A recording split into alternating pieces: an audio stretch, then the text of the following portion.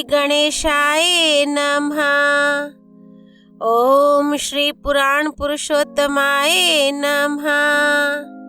श्री शिव पुराण संहिता 2 रुद्र संहिता भाग 2 सती खंड अध्याय 41 और 42। देवताओं द्वारा भगवान शिव की स्तुति। भगवान शिव का देवता आदि के अंगों के ठीक होने और दक्ष के जीवित होने का वरदान देना, श्री हरि आदि के साथ यज्ञ मंडप में पधार कर शिव का दक्ष को जीवित करना तथा दक्ष और विष्णु आदि के द्वारा उनकी स्तुति। देवताओं ने भगवान शिव जी की अत्यंत विनय के साथ स्तुति करते हुए अंत में कहा, आप पर उत्कृष्ट परमेश्वर परात्पर तथा परात्परतर हैं। आप सर्वव्यापी विश्वमूर्ति महेश्वर को नमस्कार है।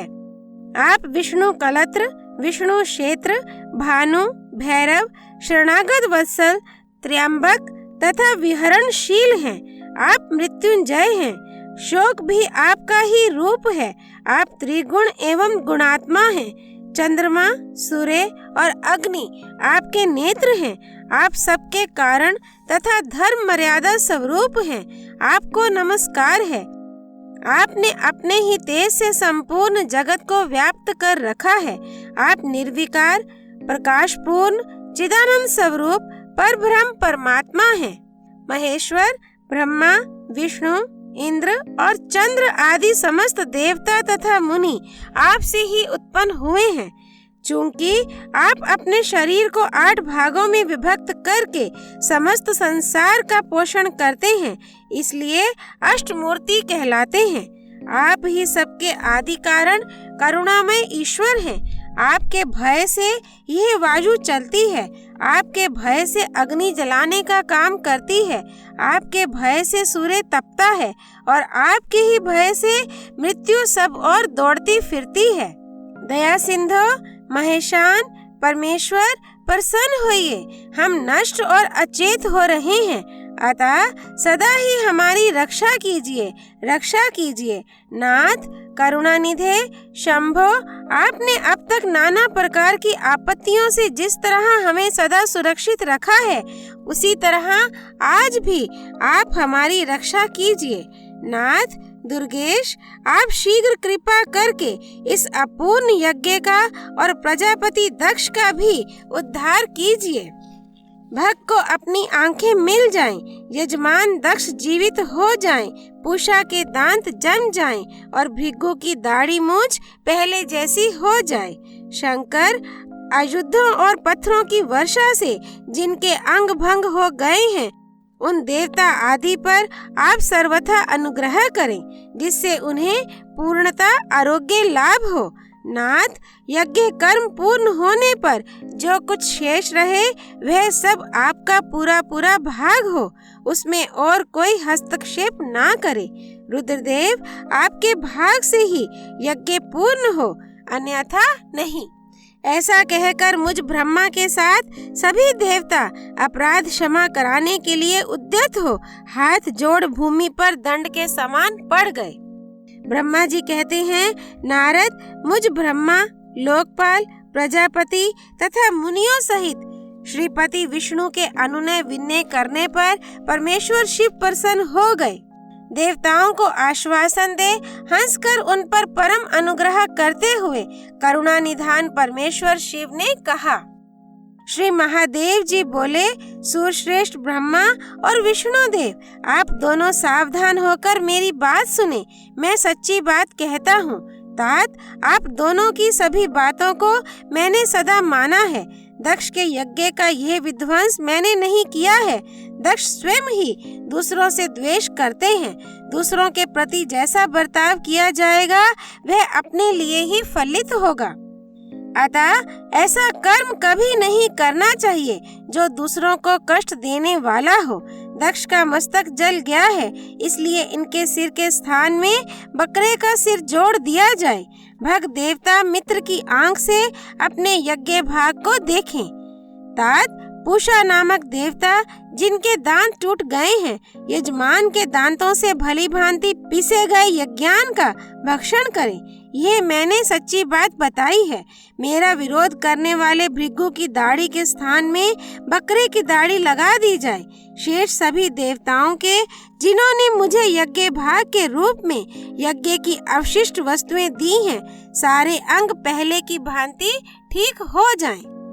अध्वर्यु आदि याज्ञिकों में से जिनकी भुजाएं टूट गई हैं, वे अश्विनी कुमारों की भुजाओं से, और जिनके हाथ नष्ट हो गए हैं, वे पूषा के हाथों से अपने काम चलाएं।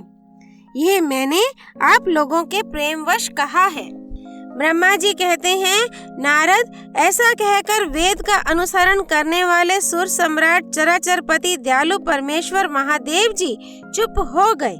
भगवान शंकर का वह भाषण सुनकर श्री विष्णु और ब्रह्मा सहित संपूर्ण देवता संतुष्ट हो उन्हें तत्काल साधुवाद देने लगे।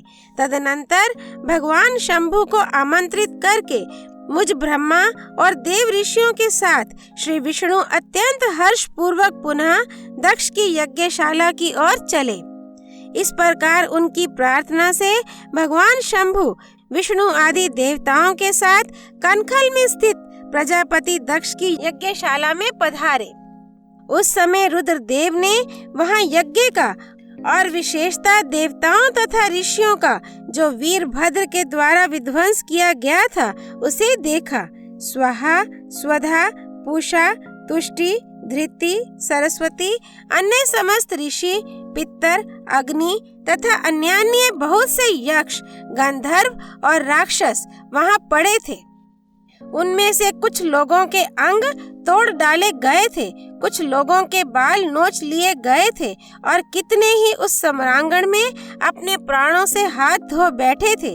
उस यज्ञ की वैसी दुर्वस्था देखकर भगवान शंकर ने अपने गणनायक महापराक्रमी वीरभद्र को बुलाकर हंसते हुए कहा, महाबाहो वीरभद्र, ये तुमने कैसा काम किया?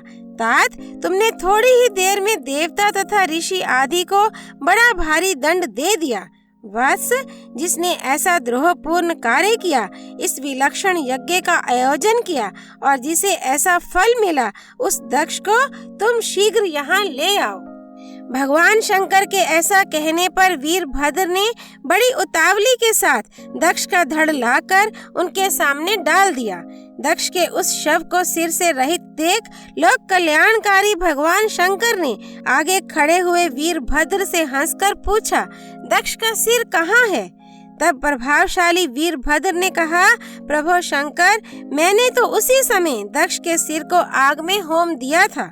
वीरभद्र की यह बात सुनकर भगवान शंकर ने देवताओं को प्रसन्नता पूर्वक वैसी ही आज्ञा दी जो पहले दे रखी थी।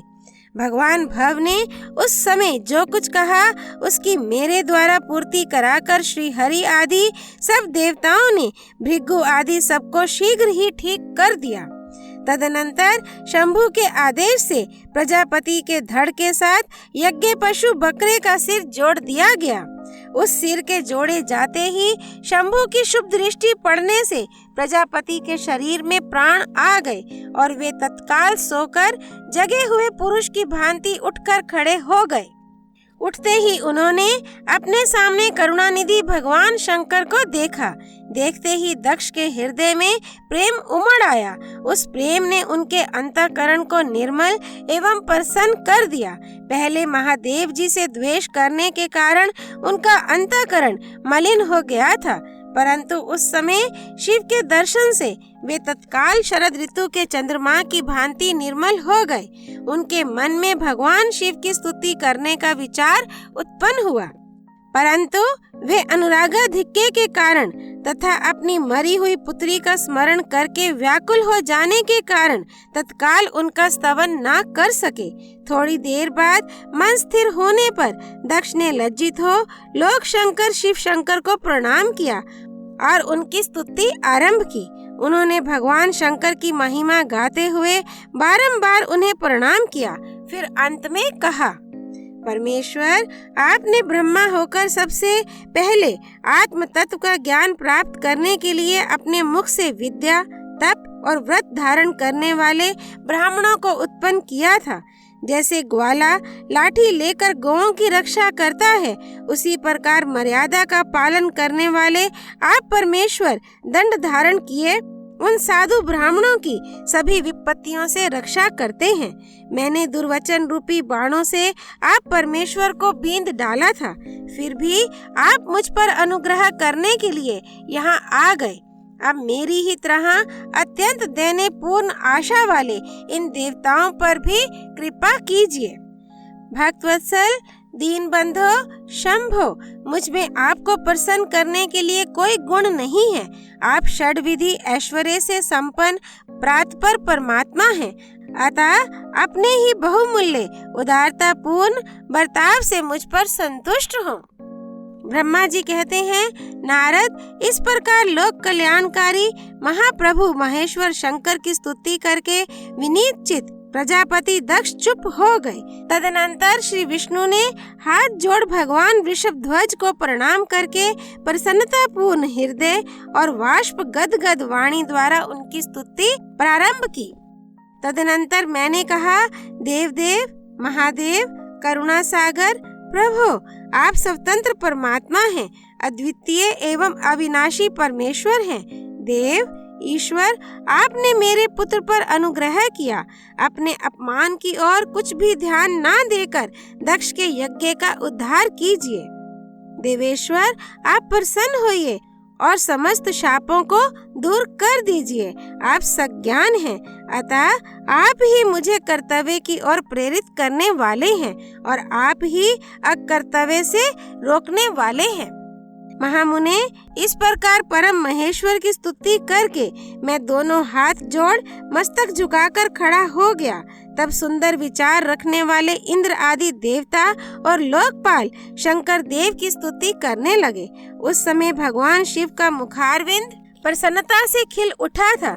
इसके बाद प्रसन्नचित हुए समस्त देवताओं, दूसरे दूसरे सिद्धों, ऋषियों और प्रजापतियों ने भी शंकर जी का सहर्ष स्तवन किया।